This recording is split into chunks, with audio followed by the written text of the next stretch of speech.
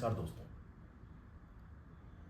उम्मीद है आप सकुशल होंगे, आपका घर परिवार सब सुरक्षित होंगे, स्वस्थ होंगे, दुरुस्त होंगे। दिल्ली पुलिस की क्राइम ब्रांच ने उस दरिंदे को फिर से गिरफ्तार कर लिया है जो एक जिसकी क्रूरता से पूरे देश में एक समय खलबली मच चुकी थी। जी हाँ, ये बात है 2007 की, जब एक व्यक्ति, एक सनकी कातिल भारत की राजधानी दिल्ली के अंदर मर्डर करता था और बॉडी को, उसका सिर धड़ से अलग करके बॉडी को तिहाड़ जेल के बाहर फेंक देता था। इसने पुलिस की नाक में दम कर दिया था और इसको द बुचर ऑफ दिल्ली के नाम से भी जाना जाने लगा था। बल्कि नेटफ्लिक्स पर एक डॉक्यूमेंट्री है द बुचर ऑफ दिल्ली के नाम से। इस सीरियल किलर का नाम था चंद्रकांत झा। जी हाँ, चंद्रकांत झा बिहार के माधेपुर का रहने वाला था और ये दिल्ली में एक फेरी वाले का काम करता था। फेरी वाले वही जो गली गली घूमकर छोटे मोटे सामानों की बिकवाली करते हैं और ऐसे ही अपना भरण पोषण करते हैं। चंद्रकांत झा की 2 शादियां होती हैं। पहली शादी जो होती है उसकी, वो रिश्ता उसका 1 साल से भी ज़्यादा नहीं चल पाता है। फिर उसकी दूसरी शादी होती है। दूसरी शादी से उसे 5 बेटियां होती हैं और ये सन, सन एक मतलब सनकी टाइप का व्यक्ति था, तो ये परिवार से दूर ही रहने लगा था और ये दिल्ली में रहने लगा था।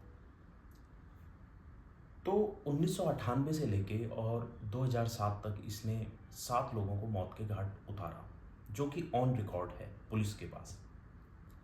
इसके अलावा इसने कितनी हत्याएं और की होंगी वो या तो चंद्रकांत झा जानता है या तो भगवान जानता है, क्योंकि ऐसे सन की लोगों का कोई भरोसा नहीं होता। ये कब क्या कर जाएं, किसको मार दें, क्या कर दें, कुछ नहीं कहा जा सकता। तो 1998 में इसने पहली हत्या की थी और वो हत्या मात्र एक छोटी सी बात को लेके हुई थी। उस लड़के ने, उमेश नाम के उस लड़के ने इससे झूठ बोला था। उस बात पे ही इसने उसकी हत्या कर दी थी। ये मात्र दूसरों के चाल चलन अगर इसको पसंद नहीं आता था तो ये उस बात पे भी हत्या कर देता था।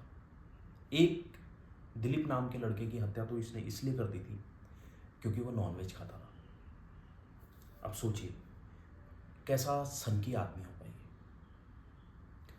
तो 1998 में पुलिस उसको पकड़ती है जब इसने पहला मर्डर किया था, लेकिन सबूतों के अभाव में ये छूट जाता है। उसके बाद इसके और हत्याओं का खेल इसका शुरू होता है और 2007 में पुलिस इसको फिर से पकड़ लेती है।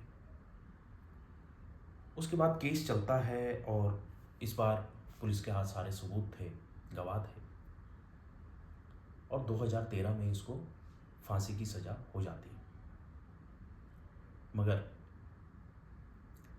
2016 में उस फांसी की सज़ा को जो है उम्र कैद में तब्दील किया जाता है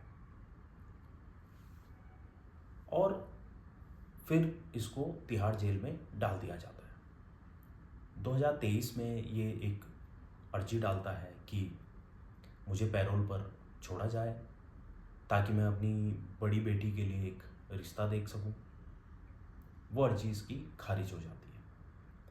2024 में इसने फिर से अर्जी डाली थी जिसमें इसे कुछ दिनों के लिए पैरोल पे छोड़ दिया जाता है, मगर ये वापस लौट के नहीं आया और दिल्ली की क्राइम ब्रांच इसको फिर ढूंढने लगी। जनवरी 2025 में दिल्ली की क्राइम ब्रांच ने इस व्यक्ति को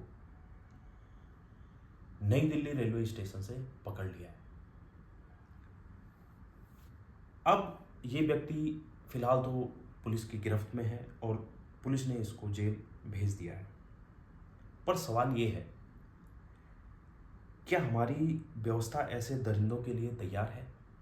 हमारी जो कानून व्यवस्था है वो पैरोल पर कैसे निकला? इतने क्रूर हत्यारों को कैसे पैरोल पर छोड़ दिया गया? क्या ये गिरफ्तारी किसी नए खेल का हिस्सा है, या फिर चंद्रकांत झा वाकई इस खूनी कहानी का आखिरी पन्ना लिखकर अब जेल जा चुका है?